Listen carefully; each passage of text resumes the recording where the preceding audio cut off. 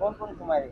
मोर बेटी मोर बेटा और मोर मानुषटा সে কি হলো? पीछे ई मानुषटा गेल और पीछे साड़ू भाई बोल तक दरजा खुल तो की खातिर आसे सी बस साड़ू भाई बोल कर बोल और एक बार नहीं बसला और पीछे ठेले दिलो जे एक बार बेहोश हो गेलो पीछे वाके मारलो पीछे मुके ने मारसी बोले कर बोली पीछे मोको मारे छे जे गिलाने गोटा फूले जाय छे मोको मुटका में मारे छे पीछे वाको गिलाने गुटा मारे छे गिला फूले जाय छे गेटा मुख खुंबे छे কিহৰ মাৰিছিলে? হাতেৰে? हां हाथे मारे छे সে কাহা মরলো? पीछे घर तो इथे मानुषटा लपटा गरम रहे से मैं सोचली हॉस्पिटल लगले गरम सरम बेजी दिले অলপ হুঁচ আসবে बोली যোৱাকালি ৰাতি প্ৰায় 2টামান বজাত মোৰ এটা ফোন আহিল যে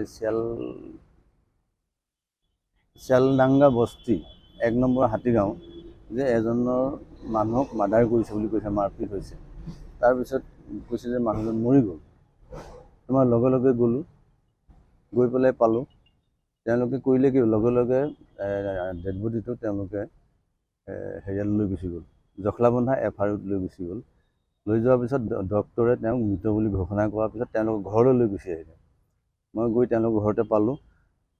পোৱাৰ পিছত দেখা যায় তেওঁ ঘৰৰ ভিতৰতে শুৱাই ৰাখিছে। তাৰপিছত তেওঁ কৈছে আমাৰ ডাক্তৰে এখন কাগজ দিছে, তেওঁ ডেড বুলি ডিক্লেয়াৰ কৰিছে।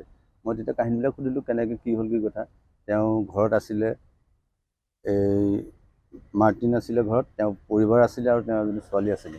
ৰাতিপুৱা 11টামান বজাত তেওঁ ঘৰত সোমাই পেলাই কিবা কথাত মানে তৰ্কাতৰ্কি লাগি পেলাই এওঁক গটা মাৰি দিলে। ৱাল আছিলে, ৱালত মাথাটো লাগি তেওঁ অচেতন হৈ পৰি গ'ল। আৰু তেওঁলোকে ভবা নাছিলে, তেওঁলোকে কোৱা মতে হয়তো তেতিয়াই তেওঁ মৃত্যু হৈছিলে। তথাপিতো তেওঁলোকৰ এটা আত্মবিশ্বাস যে হয়তো ভাল হৈ যাব পাৰে বুলি লৈ গৈছিলে। তাৰপিছত ডিক্লেয়াৰ দিয়াৰ পিছত তেওঁ ডেড বুলি ডিক্লেয়াৰ দিয়া বুলি কোৱাৰ পিছত ইয়াত তেওঁলোকক লৈ আহিলে। আমি গৈ পেলাই লগে লগে যিজন লোকে মাৰিছিলে মাৰিউছ নাগ, তেওঁকো আমি কৰায়ত্ব কৰিলোঁ ৰাইজৰ সহায়ত। কৰায়ত্ব কৰি ইতিমধ্যে আমি আমাৰ মৃত তেখেতকো আমি আমাৰ থানাৰ হেফাজতত লৈ আহিলোঁ।